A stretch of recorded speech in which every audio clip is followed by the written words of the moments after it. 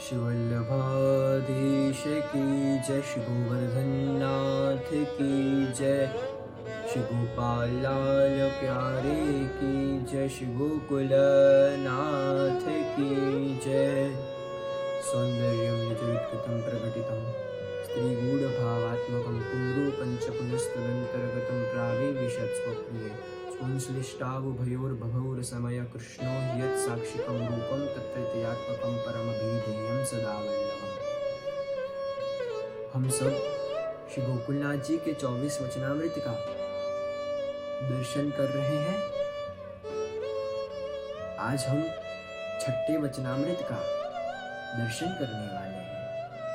छठे वचनामृत के अंदर गोकुलनाथ जी आज्ञा कर रहे हैं, हे कल्याण भट्ट, वैष्णवों को भगवत सेवा, भगवत चिंतन, भगवत सत्संग में कभी भी पाखंड नहीं करना चाहिए, दिखावा नहीं करना चाहिए। और जब आप सेवा कर रहे हो तो ये नहीं मानना कि आप किसी के ऊपर उपकार कर रहे हो, और जब आप सेवा कर रहे हो तो आपकी कोई प्राप्ति के लिए कर रहे हो। आप सेवा इसलिए कर रहे हो क्योंकि हर वैष्णव का ये धर्म है, परम धर्म है। और आप सेवा करते हो तो आप अपने धर्म को ही आप फॉलो कर रहे हो, उसके मार्ग के ऊपर ही आप चल रहे हो। इसीलिए जब हम दिखावा करते हैं, दूसरों को दिखाने का भाव करते हैं कि मैं इतना भगवदी हूँ, मैं इतना सत्संग करता हूँ, तो जब हम दिखाने का भाव करते हैं तो अपने प्रभु अपने ऊपर कभी भी प्रसन्न नहीं होते। और गोकुलनाथ जी आज्ञा कर रहे हैं कि हम पाखंड और दिखावा करते हैं सेवा में, तो हम हमारे रास्ते से भटक चुके हैं। और दम्भ यानी क्या?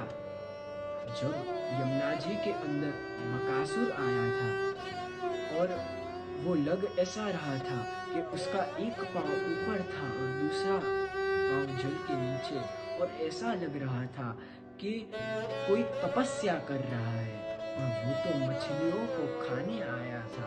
तो वैसे ही हम भी, यमुना जी का तट क्या है? वो भक्ति का तट है, और उस पे आकर भी हम ये चाहते हैं कि हमारी वाह हो, लोग मेरी प्रशंसा करें।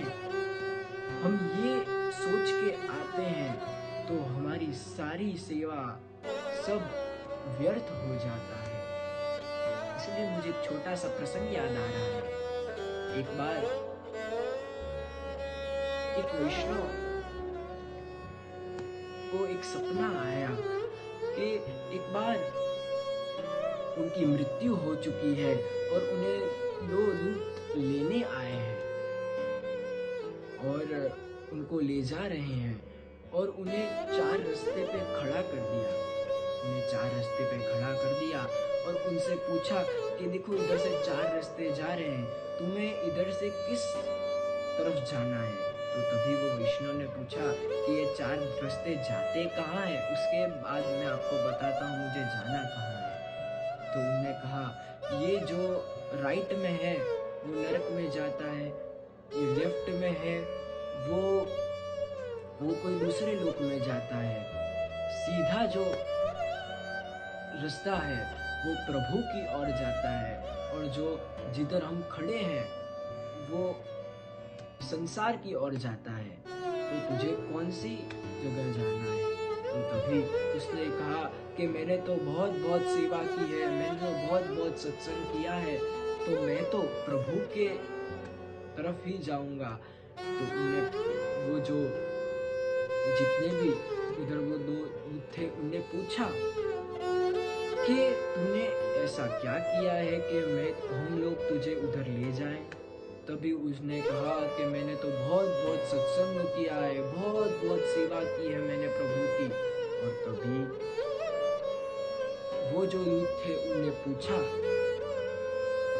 कि जब तो आप सेवा करते थे तो तब आप प्रभु के अंदर अपना ध्यान होता था कि एकदम से कोई मेहमान आ गया और कोई मेहमान आ गया तो आपका पूरा ध्यान प्रभु के अंदर होता था कि आपके मेहमानों के अंदर होता था।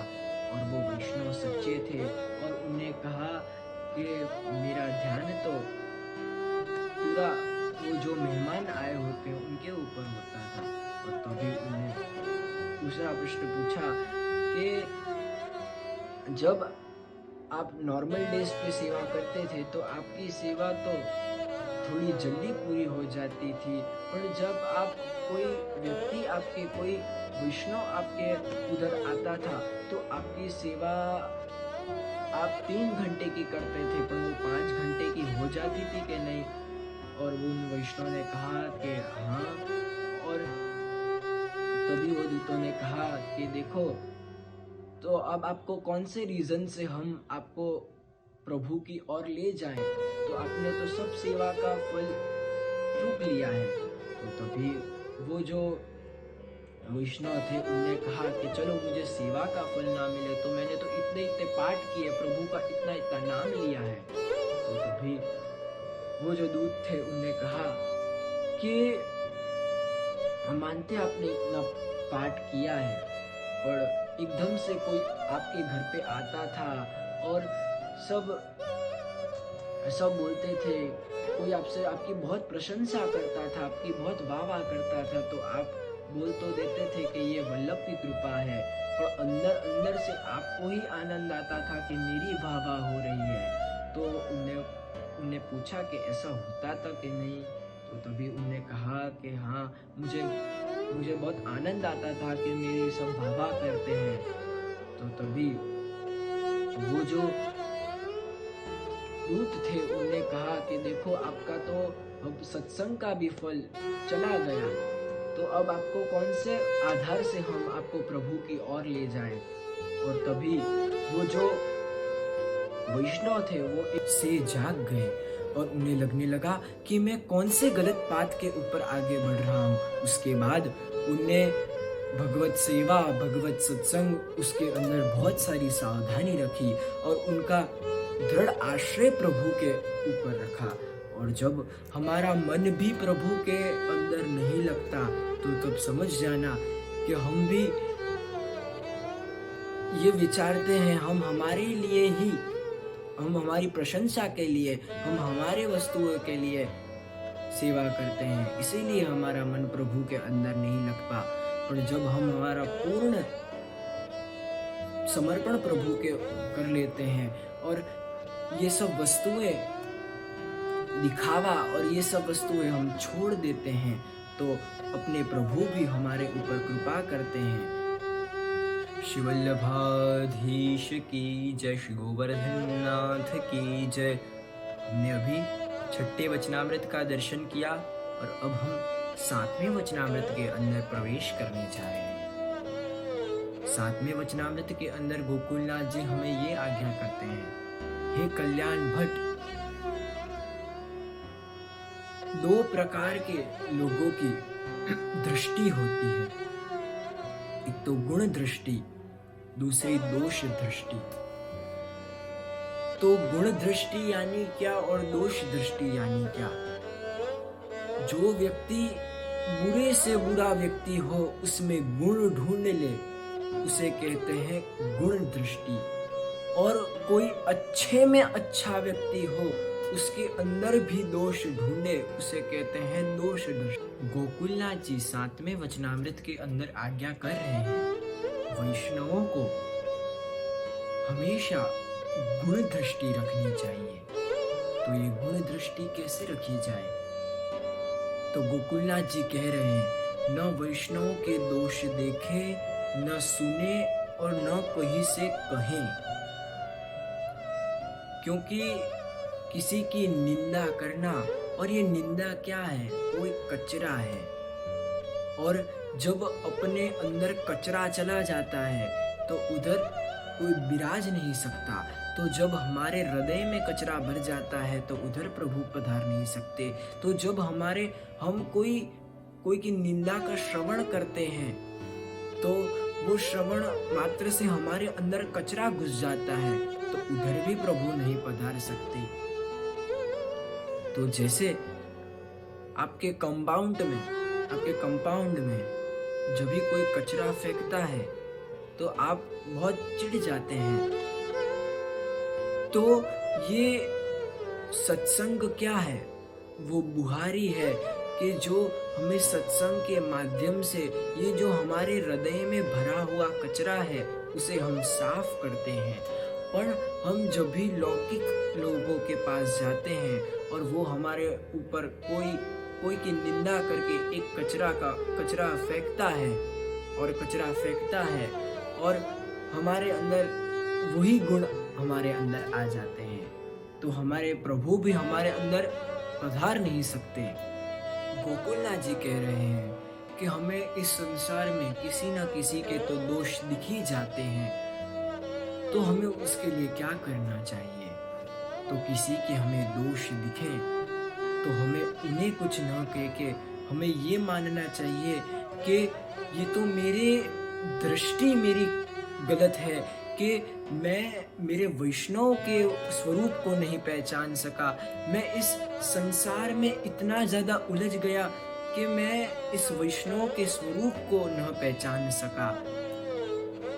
क्योंकि इस दुनिया में जो हम ज़्यादा देखते हैं उसका ही हमारे जीवन में भी इम्प्लीमेंट होता है। तो हम सबके गुण देखते हैं तो हमारे जीवन में भी सब गुण आते हैं, और हम सबके अवगुण ही देखते रहते हैं कि ये वैसा है, तो सबके दोष देखते रहते हैं हम, तो हमारे अंदर भी वैसे ही हमारे जीवन में आते रहते हैं। तो मैं आपको आज छोटी सी एक टेक्निक बताऊंगा।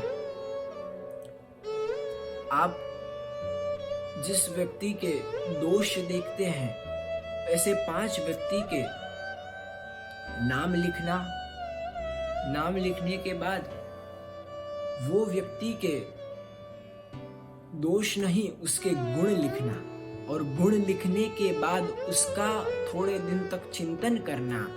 और आप थोड़े दिन तक उसका चिंतन करोगे तो अपने आप आपके अंदर भी सबके प्रति गुण देखने का प्रारंभ हो जाएगा। क्योंकि हमारा जीवन कैसा है कि हम जब भी जिसको देखते हैं तो सबके अवगुण देखते हैं, पर हम जब सबके अंदर गुण देखना प्रारंभ कर देते हैं तो हमारे प्रभु भी हमारे ऊपर बहुत प्रसन्न होते हैं। यही गोकुलनाथ जी ने आज्ञा इस वचनामृत में कही है। हमने अभी 7वें वचनामृत का दर्शन किया, अब हम 8वें वचनामृत के अंदर प्रवेश करने जा रहे हैं। 8वें वचनामृत के अंदर गोकुलनाथ जी आज्ञा कर रहे हैं, वैष्णवों को कदापि कपट नहीं करना चाहिए। लौकिक में या अलौकिक में वैष्णवों को हर बार सच्चा रहना चाहिए। और कपट किसे कहते हैं? जो वस्तु हमें आती नहीं है उसका हम दिखावा करते हैं, उसे ही कपट कहते हैं। हम बोलते हैं कि मुझे तो सब आता है, मैंने तो बधु आवड़े छे, मुझे तो हर वस्तु आती है, मैं तो ये भी करता हूँ वो भी करता हूँ, पर हमारे अंदर ही दोष भरे हुए हैं और हम दूसरों को बता रहे हैं कि मुझे ये आता है, मैं सब जानता हूँ। तो हम दूसरों को कोई सीख नहीं दे रहे, हम कपट ही कर रहे हैं। तो हम इस वस्तु से कैसे बचें? तो हमें दीन भाव रखना चाहिए, और दीन भाव रखना चाहिए। और क्योंकि जब हमारे अंदर कपट आ जाता है तो हमारे अंदर क्रोध सब वस्तुएं आ जाती हैं। तो ये सब वस्तुएं हमारे अंदर आ जाती हैं तो अपने प्रभु भी अपने अंदर से बाहर पधार जाते हैं।